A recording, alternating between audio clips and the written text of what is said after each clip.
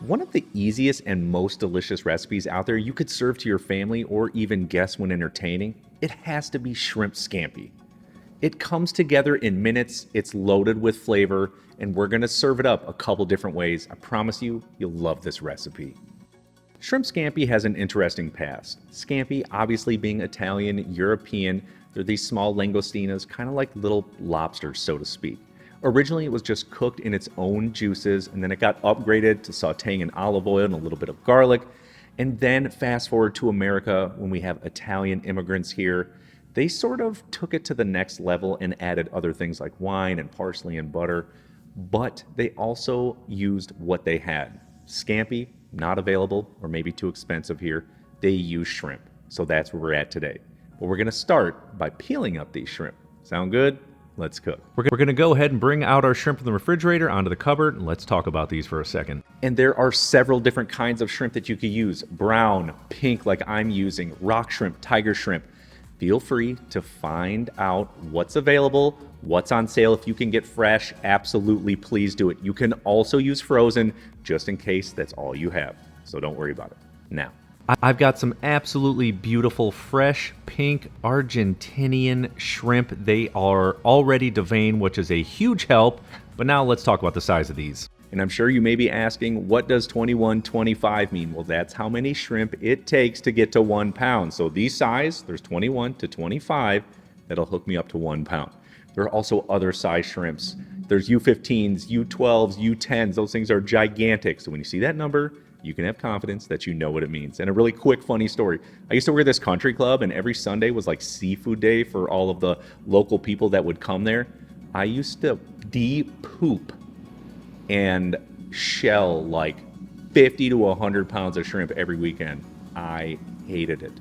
So at least these are deveined. We'll move quickly. Here we go.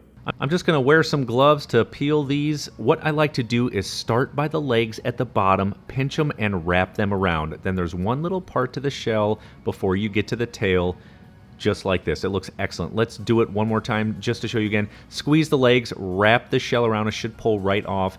And yes, of course, you can take the tail off. I think it's much prettier if you leave it on, but totally up to you. Let's get in there close. Again, pinch. See those leggies? Yep, pinch them. And then what you do is just wrap it around and the shell will come right off. This is absolutely foolproof way to peel shrimp and peel a lot of it. This looks excellent. Again, tail on. What we're going to do is set the shells to the side. Don't you dare throw those away because maybe we'll make a shrimp stock and even a shrimp bisque someday. And then just add your shrimp to a separate bowl. Now that everything's done, we're just going to take them and put them in the refrigerator and keep them cool. Now for some prep, let's come back to your cutting board. I've got quite a few garlic cloves here, about 3 or 4 per pound.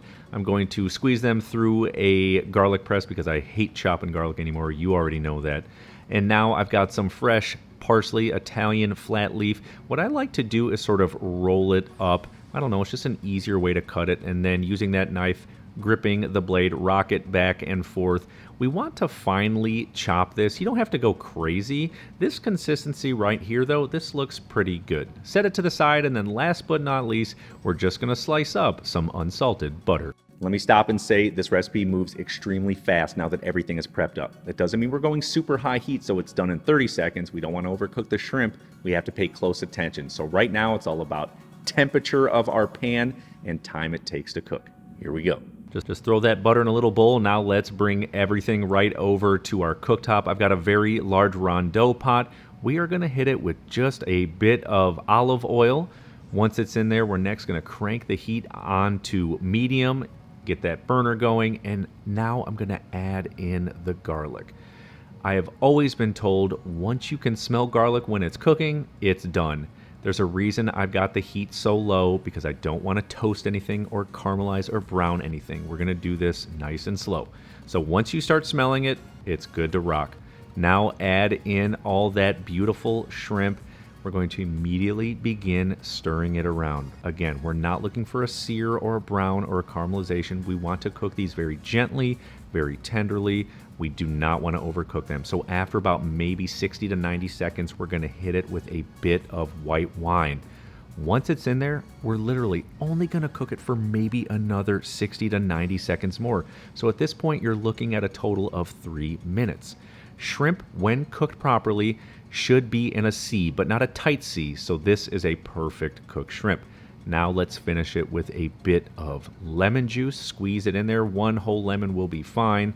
And now I'm going to add in all that fresh chopped parsley.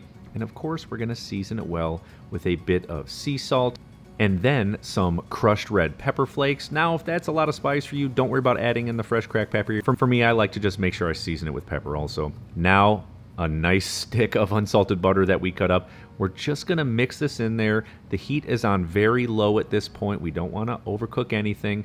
We're going to set them to the side to make sure they don't cook any further at this point. The shrimp are done. They smell incredible, and you can absolutely eat it as is. But it's also really good in pasta. So let me show you how to do that. In a large pot of boiling water, we are going to season it very well. Remember, the water should taste like the ocean. I've got some homemade linguine. Of course, you know me, I'm all about homemade pasta. If you have store-bought dried pasta, totally fine too. The good thing is fresh pasta only cooks in about 60 to 90 seconds as well, which will further help that our shrimp does not overcook. Once it's perfectly al dente, go ahead and give it a good drain. We're heading over to our cooktop along with our beautiful shrimp scampi. You know me, I always make way too much, but there's actually a purpose today. There's a lot of construction guys and girls outside working, and I figured it's hot outside. Maybe I'll go feed them, and of course, I'll always have some extra for the neighbors and ourselves. But homies, I tell you all the time, it's so important to know these fundamental cooking techniques and putting them into practice. How long to cook shrimp, how to peel.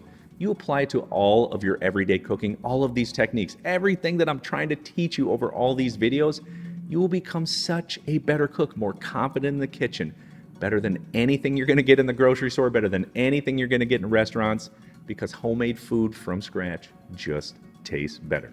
Now, of course, let's plate up in slow-mo.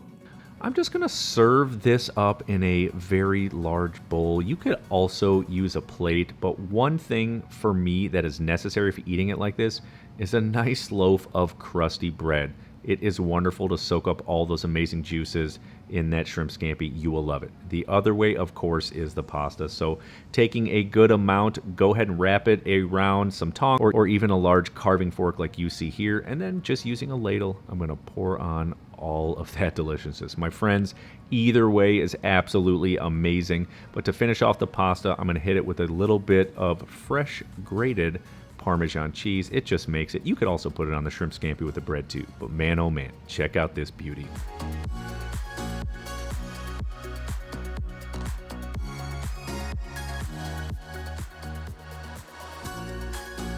So good, so easy to make. I mean, you can serve it up with crusty bread or pasta. You pick, just do it and do it now. You'll love it. Be sure to like and share this video, subscribe to my channel, check out this video. You'll love it, I promise. I'll see you on there.